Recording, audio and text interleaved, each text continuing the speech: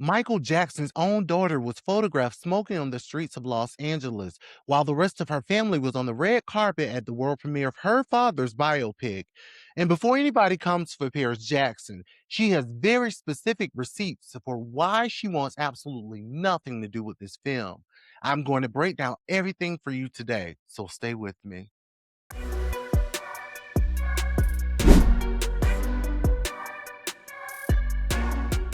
So let's start from the beginning for anybody who needs the background. There's a Michael Jackson biopic coming to theaters on April 24th, that is 8 days from today.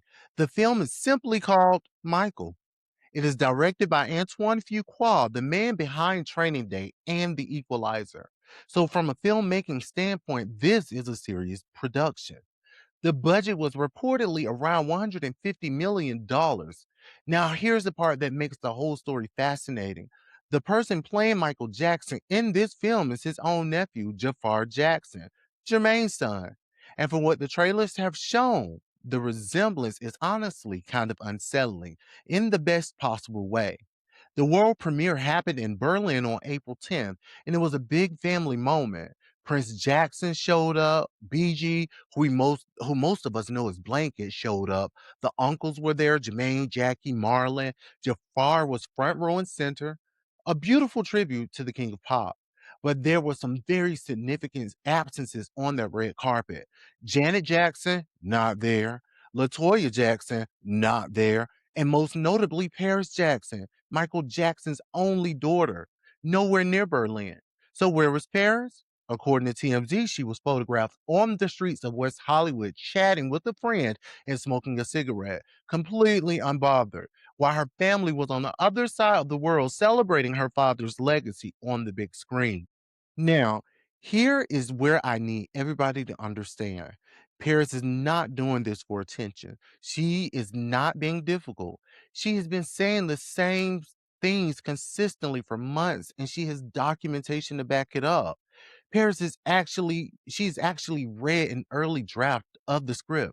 She sat down, went through it, and gave her notes about what she felt was dishonest and what didn't sit right with her. Her exact words were, I read one of the first drafts of the script and gave my notes about what was dishonest and didn't sit right with me.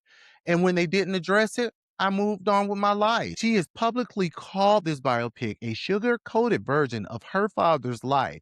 She said, and I want you to hear this clearly, there are, quote, full blown lies in this film. She said a big section of the movie, her words, panders to a very specific section of her dad's fandom that still lives in the fantasy. She also had a situation with actor Coleman Domingo, who plays one of the supporting characters in the film. He made comments publicly implying that Paris had actually been involved in and contributed to production. Paris immediately corrected that. She said that was not accurate. They eventually resolved it as a misunderstanding, but that moment tells you everything about how protective Paris is of her name being connected to something she doesn't believe in. But wait, it goes even deeper than the creative disagreement. Paris is currently in an active legal dispute with the executors of her father's estate, two men named John Branca and John McClain. Now, Paris is accusing these men of mismanaging Michael's estate, including allegedly buying themselves, are you ready for this? $600,000 in gifts and bonuses while using funds from her father's estate. And she believes that a significant chunk of that $150 million production budget for this biopic came directly out of her father's estate. So in Paris's mind, this film was funded with money that belongs to Michael's legacy, made by people she believes are mismanaging that legacy. And it contains content she says is dishonest. And they want her to smile on the red carpet? The estate executors fire back at Paris in court documents obtained by TMZ. They basically said her concerns are lawyer driven and that she has, quote, benefited greatly from their hard work. Paris's team responded by saying that at nearly every hearing, the executors tried to avoid addressing the actual issues by attacking Paris's motives instead. That is not a family disagreement. That is a full blown legal and creative war being fought in public over the legacy of the greatest entertainment who ever lived. What I keep coming back to is the split within the Jackson family itself, because this is not just Paris versus the filmmakers. Prince and BG both showed up to that Berlin premiere, both of them dressed to honor their father, matching dark suits with gold crown details and red armbands, paying tribute to Michael's iconic style. It was genuinely a beautiful moment. But Paris didn't go. Janet didn't go. Latoya didn't go. Now, Janet and Latoya haven't publicly explained their absences, but with Paris, we know exactly where she stands and why. Think about what that actually means. Michael's own children, his blood, are divided over how their father's story is being told to the world. Two of them are on the red carpet. One of them is in West Hollywood, not even watching. And just this week, Jafar did another screening event in Gary, Indiana, Michael's hometown, with Jackson 5 family members there. And again, Paris and BG were not present.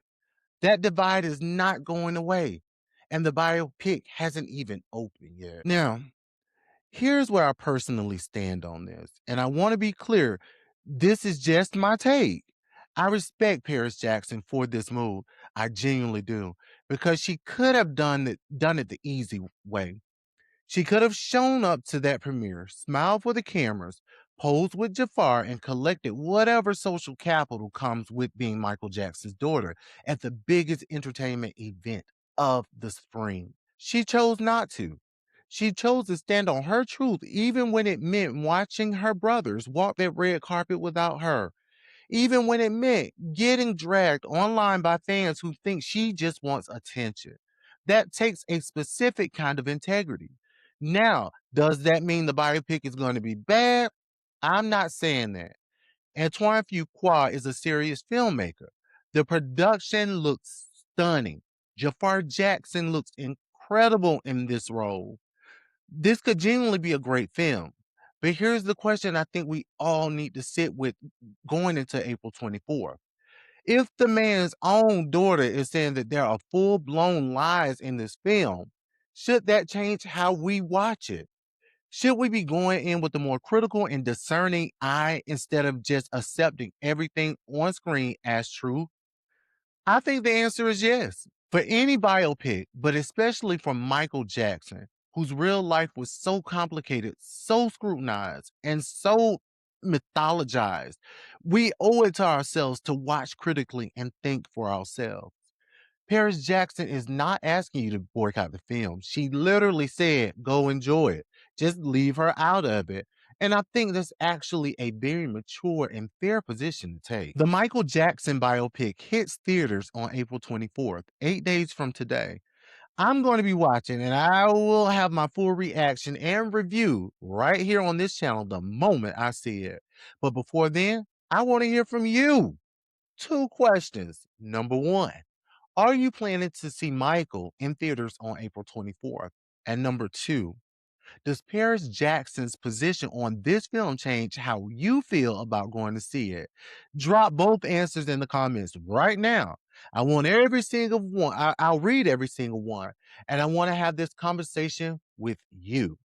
I'm your host. This is Crowned by Kenzie, where we keep it royal and we keep it real. Make sure, if you are not, subscribe so you don't miss my full reaction when the film drops. I will see you in the next one. Bye.